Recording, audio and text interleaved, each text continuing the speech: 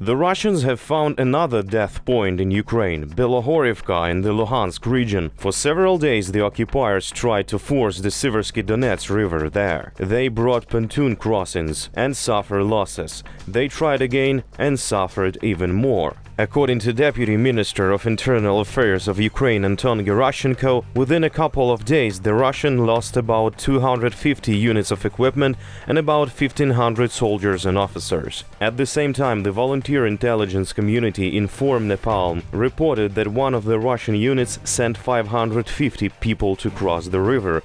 Only 65 of them returned alive. And all this is the result of the work of Ukrainian artillery. Russians, as always, when there is no way to brag about their own, steal from others. They showed footage of the battle and said they had destroyed the pontoon crossing of the Ukrainian military. However, the Russians did not explain why the armed forces that are currently defending on this section of the front went to cross the river. And this is not the first case when the Russians showed their destroyed equipment but posed that this is how they eliminate Ukrainians. Listen to the bravura statements of one of the main Russian military propagandists, Igor Konashenkov.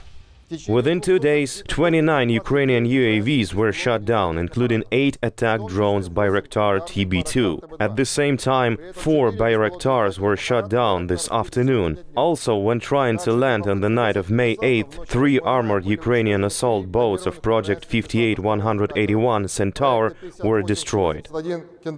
This is how they tell about the alleged attack of the Ukrainian military on the island of Zmyiny. Konashenkov speaks of several destroyed Ukrainian planes and helicopters with a landing party, and he assures that it was Zelensky who personally ordered such an offensive after consultations with the British. Russian propagandists did not hesitate to talk about it in the news. They even showed a video. But in reality, this footage shows Russian troops being hit by the armed forces of Ukraine on Zmyiny. Ukrainians destroyed the occupiers' air defense systems, a couple of helicopters and several Russian landing craft. According to Ukrainian intelligence, only 8 of the 40 liaison officers sent to the island from the Russian-occupied Ukrainian Sevastopol returned alive. The interception of conversations clearly shows the details. 82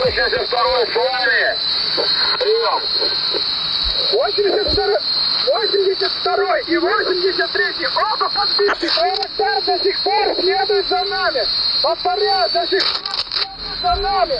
81-й, по нам выпустили 4-ю ракету. Где воздух? Где воздух? Probably the same can be heard when Ukrainian armed forces beat them again in the famous Chornobayivka near Kherson. Since the beginning of the invasion, the Ukrainian military fired Russian position there 20 times. The occupiers told their parents about this more than once. У нас просто что, у нас не воевать нечем, ничего у нас, ни техники, вообще ничего живого нету. Куда же она делась? Все разбомбили, что ли, вас? Да. Мы здесь вон приехали в Херсон на базу. Здесь вообще жопа. Кладбище вертолетов. Своих? Ну да, у нас же как все в армии, все по линеечке, все ровненько. Вертолеты выстрелили в один ряд и все накрыло нахрен градами. The Ukrainian military methodically destroyed the occupiers in the legendary Chornobayivka. Despite this, they come there again and again suffer losses. У меня, мама, командир моей батареи 2-го взвода сам себе в ногу стрельнул, чтобы свалить отсюда.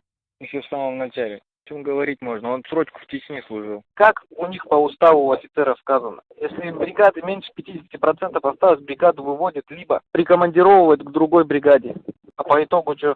Мы как воюем свои бригады, так и воюем, а народу только меньше становится. У нас люди вообще путем даже сами пропадают. Кто просто без вести пропали. Кто-то в плену, кто-то где-то гасится, прячется, кто-то уже в России, может быть, давным-давно. And while Russian soldiers sent by Putin to kill Ukrainians are worried about their relatives, those who live in Russian cities say they are ready for anything for the sake of the homeland. Well, almost everything.